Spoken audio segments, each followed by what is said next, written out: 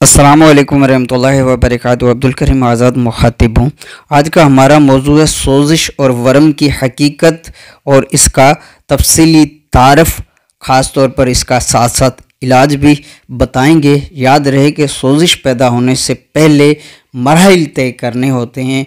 जिस उज़ू में तहरीक के साथ तेज़ी होती है तो वहाँ पर उज़ू में सोजिश पैदा हो जाती है, लेकिन उज़ू की तहरीक से सोजिश तक इसको झेल के हालात से गुज़रना पड़ता है।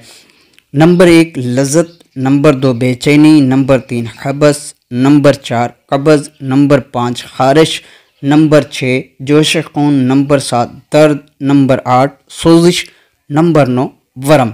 इन तमाम हालात की मुख्तसरन तफसील कुछ इस तरह है।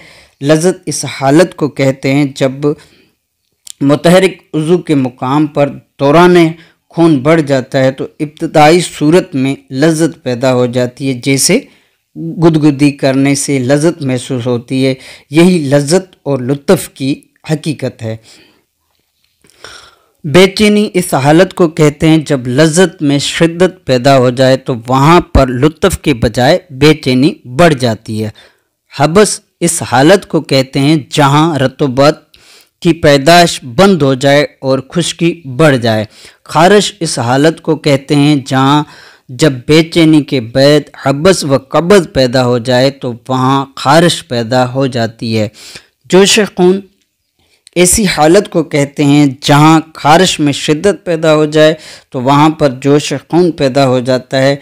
दर्द इस हालत को कहते हैं जब जोश खून पैदा हो जाता है तो इसके दबाव से उज़ू की वसत में दर्द पैदा हो जाता है। सोजिश इस हालत को कहते हैं, गोया सोजिश इन सब के मजमुआ का नाम है जिसके मायने है जलन।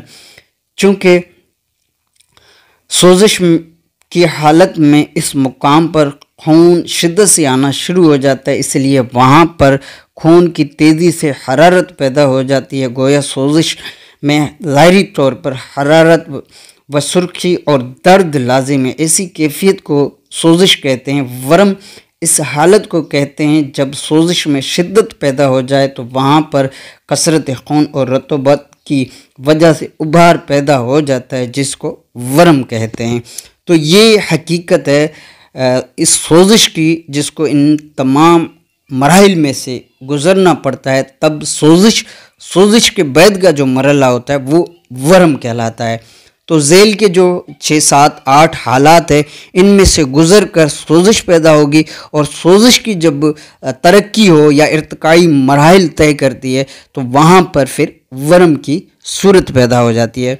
तो ये जो हमारे तीनों हयाती अज़ा हैं, यानी कि दिल, जिगर, दिमाग, इन तीनों की अलग अलग एक कैफियत है, अलग अलग इनकी सोजिश है। तो ये 3 इक़साम की सोजिश होगी। हर उज़ू हयाती का अलग अलग इलाज होगा। ख़ास तौर पर आज हम जो इलाज बता रहे हैं वो है सिफरावी सोजिश का। तो इसके लिए मशहूर व मरूफ़ नुस्खा है, अलबत्ता इसमें लोग रद्द बदल भी करते हैं। तो मुख्तसरन इसका तफसील कुछ इस तरह है कि हल्दी, मुलट्ठी, सौंफ तीनों अज्जा बराबर वज़न ली जाती है। बाद लोग इसमें हल्दी, मुलट्ठी, सौंफ और रेवत खताई शामिल करते हैं। बाद लोग इसमें हल्दी, मुलट्ठी, सौंफ और नशांदर का इजाफ़ा करते हैं। तो इस तरकीब से हर एक की अपनी अपनी तरकीब है। बहर कैफ तीनों तरकीबें अच्छी हैं, इसमें कोई शक व शुबा नहीं।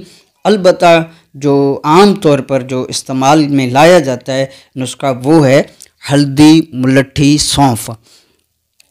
जो मुलट्ठी है उसको मुकशर कर लेना है, यानी कि उसका ऊपर का छिलका जो होगा वो आपने जो ऊपर की खाल होती है उसे उतार लेना है और फिर इसको बारीक पीस लेना है।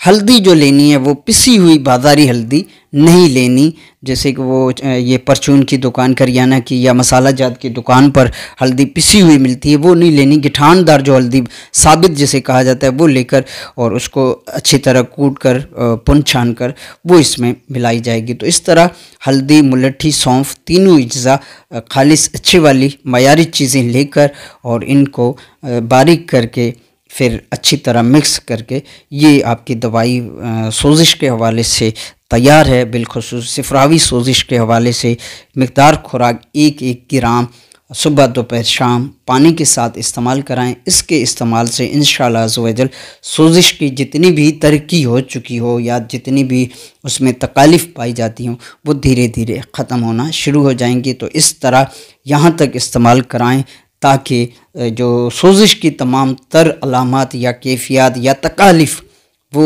जब तक ख़त्म ना हो उस वक्त तक इसको इस्तेमाल कराते रहें। यकीनन खातिर ख्वाह रिज़ल्ट मिलेंगे। आपकी दुआओं का तालिब अब्दुल करीम आज़ाद।